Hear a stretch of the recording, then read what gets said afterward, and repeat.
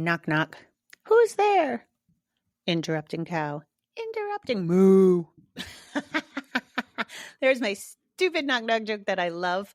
Hey, if you guys ever want to tell me a stupid joke, I can be, as we were discussing the temperaments, I will laugh the loudest. I am very joyous at the stupidest jokes. I love dad joke accounts. But do you have an interrupting cow? Do you have an interrupting kid? Let's talk about it. We all do. They all love to interrupt, especially when you are sitting down with some girlfriends for a cup of coffee or you're trying to talk to your parents or something. So I'm specifically talking about kids who interrupt adult conversations. When you have a moment of downtime and you are literally in the middle of a conversation.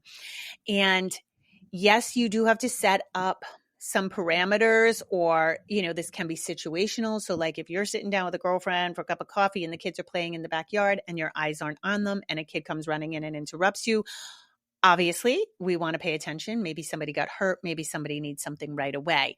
But for a lot of kids, they have just gotten used to interrupting and having whatever they need, having that acknowledged and met right away. This creates needy kids. Okay, it really does. And I have seen a bunch of crazy shit online, of course, where parents are like, no, I will let my kid interrupt. I want them to know that they're important and I will attend to their every need whenever. And then these same parents are going to hire me telling me that they got a Klingon level 5 and that they can't make a move without their kid. And I have several friends actually who've been complaining about this, especially in older kids, like 7, 8, 9, 10, 11, 12. They just linger around their mom, especially, even in situations where they're at a playground or a trampoline park, like they're doing a kid focused activity, and they won't leave mom's side. They're kind of hanging all over her and just constantly interrupting. And or I know this kid. There's one in every friend group. There's a kid who loves to linger on the outskirts of adult conversation, right? Lingers and then will say, oh, who? Like they'll interrupt, which is stupid. They should never make their presence known if that's what they like, right? They want to be part. They should be quiet. And they interrupt, and then now they're part of an adult conversation. And I don't think that's right either. So what do we do about interrupting kids?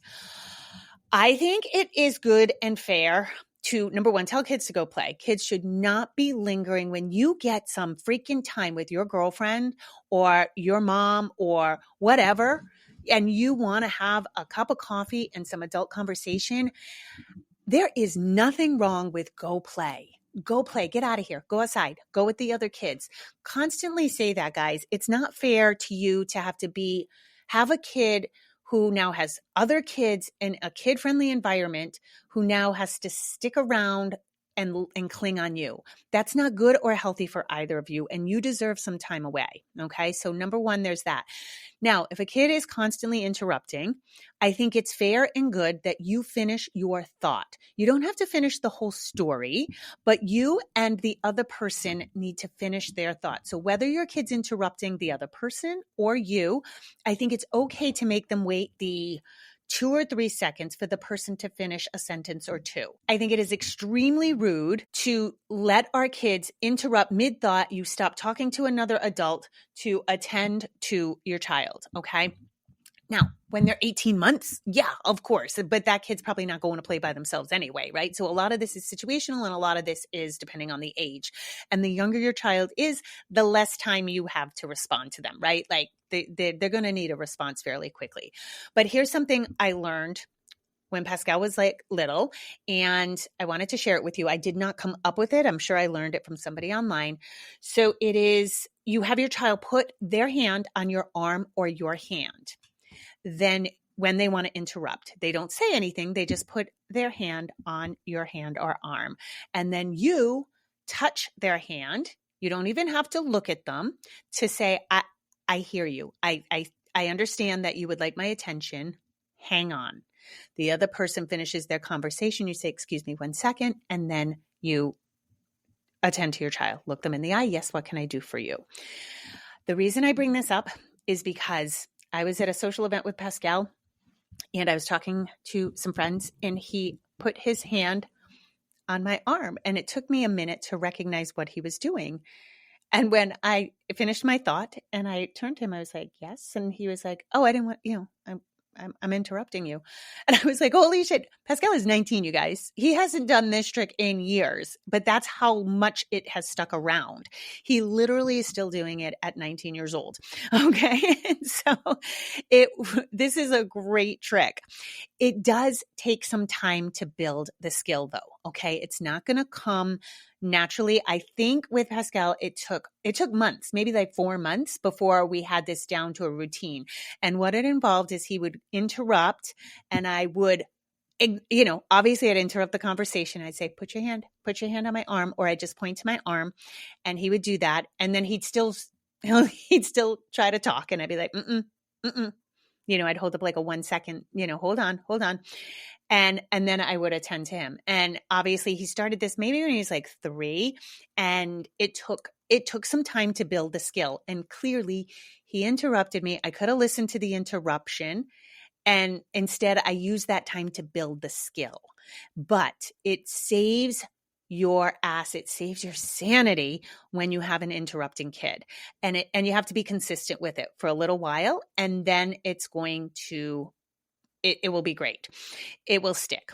And the bonus is not only does it save your sanity, you get to finish your thought, and you're raising a kid who doesn't just interrupt and expect everything to be met on a dime, but here's a little bonus. The world thinks you have the most polite kid.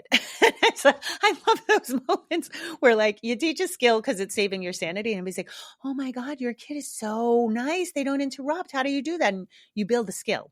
So hand on your arm or hand, you touch it to acknowledge, and it will take time. And you may have to, when they're little, you may have to look at them as well as touch their hand, but it's super effective. And yeah, I can't stand interrupting kids. And I also think that we have a culture right now that is so immediate. If I go to social events now, and I am shocked at the attention span adults have, which is not anything. You cannot even, I have interesting stories, guys. I do interesting things. I have an interesting past, and you can't even tell a story anymore. And people are looking away. They're looking at their phone. We are in, I think we're coming to a point in time where money's not going to be any good, but that attention will be the economy, because it is in short supply. And so we really want to cultivate that in our kids. All right. That's it for Interrupting Cows. Bye.